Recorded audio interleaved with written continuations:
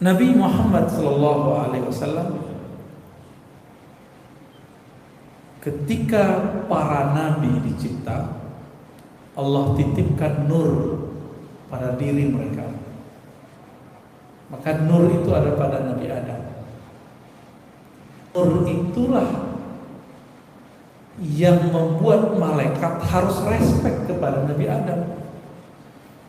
Jadi, apa kata Allah?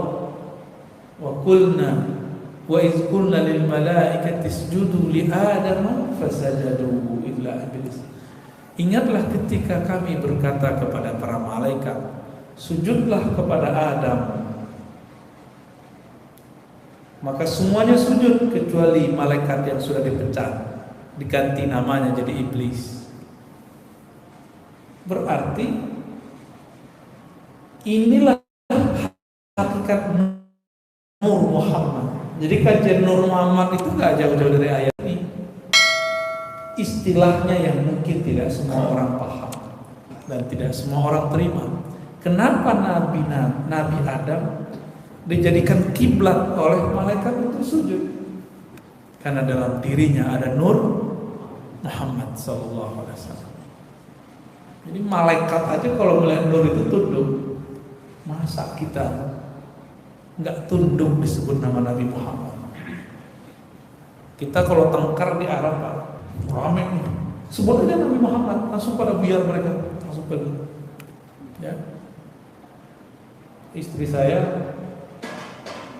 masuk jalur di Raudhah, ternyata udah campur, kan dibagi itu orang Asia mana, Turki mana, bercampur dan arusnya kemudian berputar. Marah-marahlah ada seorang perempuan dari Turki, itu di jalur Raudhah. Apa kata istri saya? Shallu ala Muhammad. Langsung dia diam, langsung dia minta maaf, langsung selesai. Berarti dalam dirinya ada nur. Di dalam dirinya ada nur. Jadi kalau ada orang macam-macam sebut nama Nabi Muhammad, dia nggak tunduk, berarti dia iblis, Pak. Setan. Ya, sebut seperti Allah Muhammad. Nur itu turun ke Nabi Syith. Nabi Syith itu terlahir 400 tahun setelah Nabi Adam di bumi. 400 tahun itu belum nyampe setengah hari di surga. Benar. Jadi Nabi Adam itu lama Pak di surga, karena berhari di surga. Satu hari di surga, satu hari satu malam, 1000 tahun di bumi, benar gak? Maka dari pagi sampai sore itu 500 tahun. 400 tahun berarti baru nyampe asar.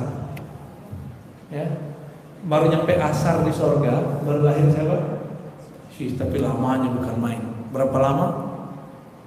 400 tahun.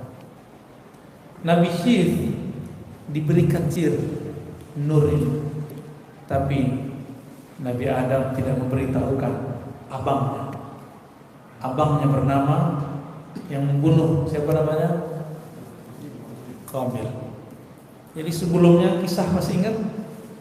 Dua orang ini diuji, mana yang tulus. Habil memberikan semua yang terbaik, sedangkan Qabil pelit, dia kasih busuk-busuk. Lalu yang diterima mana? Habil. Karena Habil diterima berarti dia bisa mendapatkan yang ingin didapatkan Qabil. Maka dia bunuhlah Habil. Lalu dia pergi, ya, tobat sebentar, pergi lagi, nakal lagi, itu Qabil. Maka dosa membunuh atau kebiasaan membunuh, watak membunuh itu ada pada diri Habil. Jadi kalau sekarang ada orang-orang membunuh itu mungkin keturunan Qabil, Habil, belum Qabil. Habil meninggal duluan. Maka Nabi Adam pun tidak menyebutkan rahasia nur ini kepada Qabil. Dia sirkan kepada Nabi Syith. Maka Nabi Syith mendapatkan 50 suhuf. Itu ada hadisnya, khamsun suhufan, 50 suhuf. Nabi Syekh dapat perintah mengitari alam semesta, menutup pintu pandangan manusia memandang alam jin. Bapak bisa ngeliat jin nggak?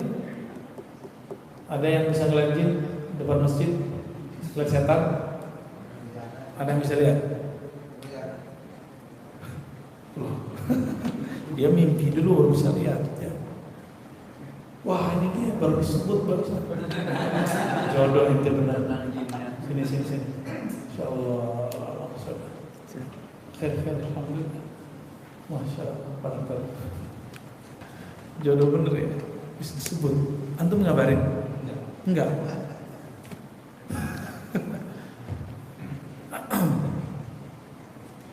Nabi Syis berkeliling ke alam semesta. Jadi di masa Nabi Syis, di masa Qabil, di masa Habil, itu jin sama manusia itu hadap-hadapan, bisa ketemu. Duduk bareng-bareng begini. Gimana kira-kira? Mau antum? Jadi waktu Nabi Adam turun, itu di bumi masih ada jin, sisa-sisa jin. Tinggal di pohon, kan diusir kan, nggak boleh ditanam. Tinggal di air, di kali, di waduk, di danau, setu, tinggal di situ. Di laut, di mana-mana. Makanya kita sebut sering misalnya siluman ikan, siluman apa? Siluman buaya. Kalau kita jadi buaya kali Pak. Nauzubillah min dzalik ya.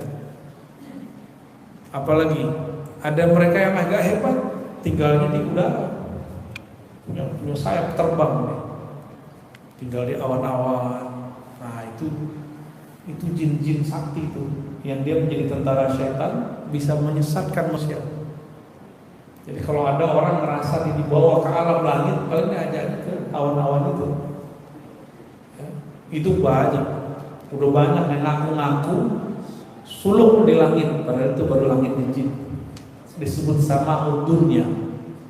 Sama apa? Sama dunia, langit dunia. Langit dunia nggak disebut langit. Langit yang pertama kan di atasnya. Walaqad zayyana as-samaa'a ad-dunya bimasabiha. Itu langit dunia. Di situ jin-jin, setan-setan pada tinggal. Itu yang sakti-sakti. Jadi waktu Nabi Adam turun, belum ada pembatasan antara jin dan manusia. Untuk manusianya belum banyak. Coba kalau antum dulu hidup zaman itu gimana kira-kira? Macam-macam dikit ditonjok sama jin. Ya. Anaknya main-main sore, ya. Keinjak anak jin, bisa ramai. Jadi anak udah maghrib, kalau bisa dimasukin ke rumah atau dekat rumah aja mainnya, jangan main-main kemana-mana. Karena itu beneran dari zaman dulu. Setiap kali mau terbenam matahari itu nyebar. Anak kita sering ngigo-ngigo panas, itu pengaruh itu, ya. Bagian percaya. Yang nggak percaya ya sudah, datang aja ke dokter manapun yang sakti, ya. Nggak akan sembuh. Lalu Nabi Syis membacakan, ya, adalah asma-asma Allah yang dibaca. Maka akhirnya di tempat manapun beliau bacakan, di situ manusia tidak bisa lagi melihat makhluk halus itu. Nah, ini antum bisa lihat jin nggak di sini? Enggak. Oh berarti Nabi Syis dulu pernah melewati sekitaran sini Pak. Cuma cara belum ngitari kita nggak tahu. Makanya orang Cirebon sampai sekarang itu tahunya kalau yang untuk kepercayaan Nabi Syis. Jangan coba tanya orang Cirebon yang kepercayaan, aliran kepercayaan. Jadi sebenarnya kepercayaan yang ada di Indonesia dulunya adalah pecahan dari atau peninggalan dari ajaran nabi-nabi terdahulu. Ini fakta yang kita tutup mata sebenarnya karena kita nggak mau belajar. Suku Bani, dia nganggap ajaran dia dari Nabi Adam, benar nggak? Waktu saya nanya, menurut kamu Nabi Muhammad gimana? Oh beda jalur Pak. Jadi dia nggak mengingkari Nabi Muhammad, tapi nggak ngikutin Nabi Muhammad. Bagi dia Nabi Adam. Cuma kita tanya-tanya ke orang Badui, mereka punya doa syahadat. Jadi syahadat itu jadi mantra. Jadi mantra. Biar sampai itu dia pakai syahadat. Mungkin dulu pernah Islam ini sudah masuk, tapi berhenti islamisasinya di tengah jalan. Lalu mereka isolasi mandiri, bener ya? Masuk ke satu negeri, tapi mereka sangat santun sekali ya. Saya takjub dengan orang-orang Badui itu. Sayang, ya nyembahnya bukan nyembah Allah Subhanahu Wa Taala. Sama Pak, ke Cirebon ya, orang-orang kepercayaan. Bahkan mereka meyakini kami keturunan Syith. Ya nggak apa-apa juga, emang iya kan. Setelah Nabi Syith meninggal beliau, muncullah Nabi setelah itu namanya Nabi Idris. Idris ini diperdebatkan namanya If'il, begitu kata Imam Tabari. Artinya darasa, nabi yang bertugas sebagai guru. Jadi guru pertama yang mengajarkan kitabah dan menemukan alat tulis itu Nabi siapa? Idris.